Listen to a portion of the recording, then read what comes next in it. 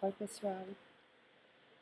Então, dando continuidade à nossa conversa sobre os princípios peculiares do direito do trabalho, queria falar para vocês sobre o indúbio pro operário, conforme aí o entendimento do Maurício Godinho Delgado, que a gente já conversou, né? Ele é um aspecto interpretativo do princípio da aplicação da norma mais favorável.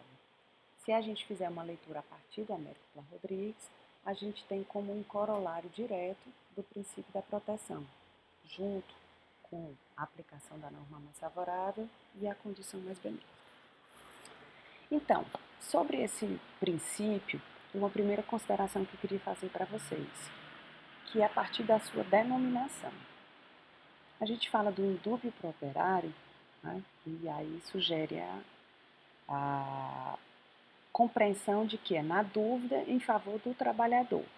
Embora seja um latinório aí, é uma expressão mais antiquada, é melhor falar em dúbio pro operário do que em dúbio pro mísero, como alguns ainda insistem em falar. E a outra coisa é que a ideia do indúbio pro operário nos faz uma remissão aí direta ao seu semelhante, que é o indúbio pro réu, no âmbito das relações penais, né, no âmbito do direito penal.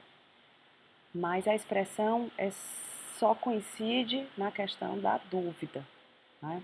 Por quê? Porque no âmbito do direito do trabalho, esse princípio peculiar não é exatamente um princípio de apreciação de provas e fatos, tá certo? A gente não está falando de um princípio que oriente o processo do trabalho. Diferentemente, quando a gente fala do indúbio pro réu, a gente está falando de apreciação de provas, né? Então, aqui para o direito do trabalho, a gente está falando de interpretação. Na ocorrência, né, de uma norma aplicável ao caso concreto, em que se ofereça mais de uma interpretação possível, a interpretação utilizada será aquela mais favorável, aquela melhor ao trabalhador. Então, uma outra coisa é que quando a gente fala de indúbio pro réu, a gente está falando que a dúvida beneficia o réu. E aqui no âmbito dos princípios peculiares do direito do trabalho, a dúvida favorece o trabalhador. E o trabalhador não é confundido com um suposto réu na relação empregatícia. Na verdade, ele é o credor, né? Ele não é o devedor. Quem costuma figurar na condição de devedor no âmbito da relação de trabalho é o empregador, porque a ele cabe prestar salários, pagar salários. Então, na hipótese de haver um réu ou um devedor, porque estamos falando de uma relação de direito privado, né, a, né, o réu não seria o trabalhador. Então, mais uma vez, fica claro que o indúbio pro operário é um princípio de interpretação, certo? Para o âmbito do direito do trabalho. A gente precisa ver, então, algumas características importantes sobre esse princípio do dúvida pro operário. Primeiro, é a real dúvida sobre o alcance da norma. Isso diz respeito a gente usar o indúbio pro operário num um caso concreto, numa situação determinada. Não se escolhe uma interpretação mais favorável hipoteticamente, ou em tese, ou mesmo a priori. É no momento da interpretação da norma é que se vai ver que se há uma interpretação mais favorável e outra menos favorável, a mais favorável prevalecerá. Uma outra coisa legal da gente falar é que mesmo que não seja um princípio de apreciação de fatos e provas, o indúbio pro operário inspira a aplicação da inversão do ônus da prova. Então, mais uma vez, diferentemente da aplicação da norma mais favorável, que é um princípio de aplicação de norma, o indúbio pro operário é um princípio de interpretação normativa. A gente tem ainda como um corolário da proteção, do princípio da proteção, o princípio da condição mais benéfica.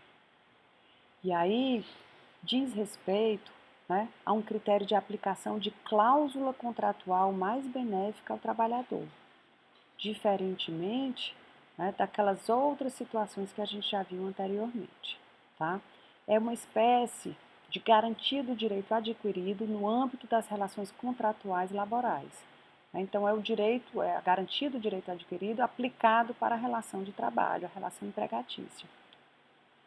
A condição mais benéfica está expressa no artigo 468 da CLT. E dessa expressão, a gente vai tirar como consequência ou como corolário o princípio da inalterabilidade contratual lesiva e também o princípio da intangibilidade salarial.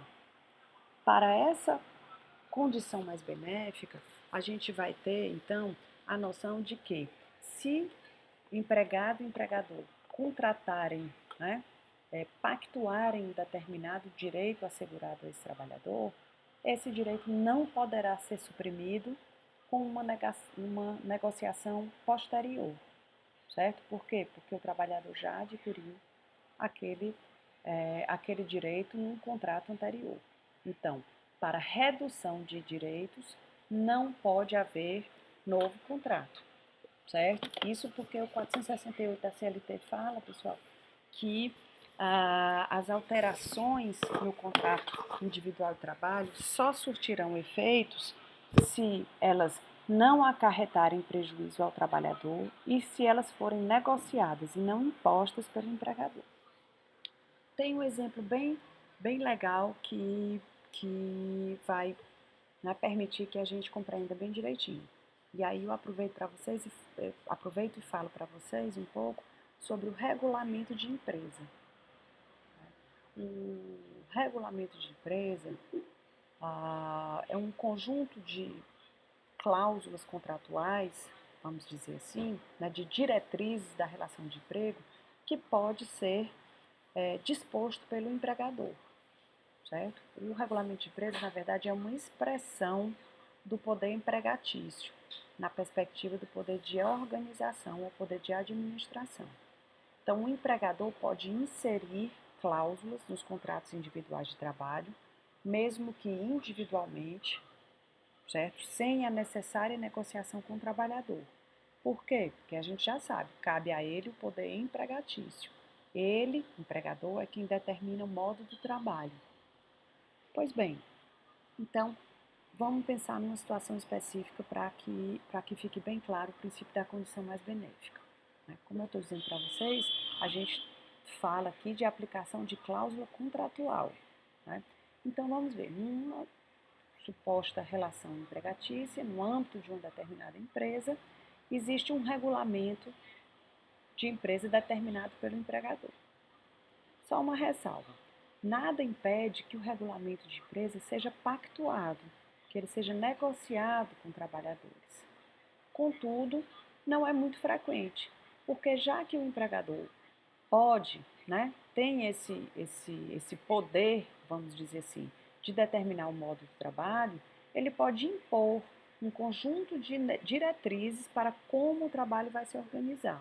Então, ele costumeiramente, né, elabora sozinho esse regulamento de empresa. Pois bem, então existe uma empresa, um determinado regulamento de empresa. Nesse regulamento de empresas, existe um direito assegurado ao trabalhador. E com isso eu uso um exemplo verdadeiro, né, de uma situação que aconteceu há muitos anos atrás, mas que ilustra muito bem o que a gente quer dizer aqui. Uma instituição bancária que tinha no seu regulamento de empresa, né, a garantia da estabilidade contratual para aqueles empregados que passassem um determinado tempo de contrato de trabalho. Eu não lembro da quantidade de tempo, mas vou presumir aqui que fossem uns 5 anos, né? Se o o empregado passasse 5 anos de contrato de trabalho sem sofrer qualquer punição, né? Se ele não tivesse, além disso, não tivesse faltas injustificadas ou qualquer coisa, né, incompatível com as determinações do regulamento de empresa, esse empregado adquiria essa estabilidade. Ou seja, a partir dessa data, desses 5 anos de contrato de trabalho, nessas condições, o empregado só seria dispensado se praticasse justa causa. Pois bem, então todos os empregados daquela instituição bancária que completavam 5 anos de contrato de trabalho naquelas condições eram estáveis. E aí, um belo dia, a instituição bancária resolveu alterar esse regulamento de empresas, suprimindo esse direito, né? A partir daquela data, os empregados não teriam mais direito à estabilidade. Olha, por força da aplicação da condição mais benéfica, essa supressão do direito à estabilidade só valeria para os empregados contratados a partir de então, porque aqueles empregados que já haviam adquirido a estabilidade contratual, porque era conferida pelo regulamento de empresa, não perderiam mais essa estabilidade. Então, esse é um exemplo que expressa bem o que é a condição mais benéfica, certo? É uma garantia contratual, né, uma garantia legal, melhor dizendo, de que aquilo que foi contratado não poderá ser suprimido, mesmo que contratado, né, por ambos os sujeitos da relação empregatícia, se aquilo conferir prejuízo ao trabalhador. É claro que para aumentar direitos, para ampliar direitos, isso é possível. Por quê? Porque o que vai prevalecer é a condição mais benéfica, certo? Mais uma vez, se extrai dessa regra geral, desse princípio da condição mais benéfica, melhor dizendo, o princípio da inalterabilidade contratual lesiva, que é o que está dito mesmo aí no 468 da CLT, e o princípio da intangibilidade salarial, que a gente vai falar mais na frente.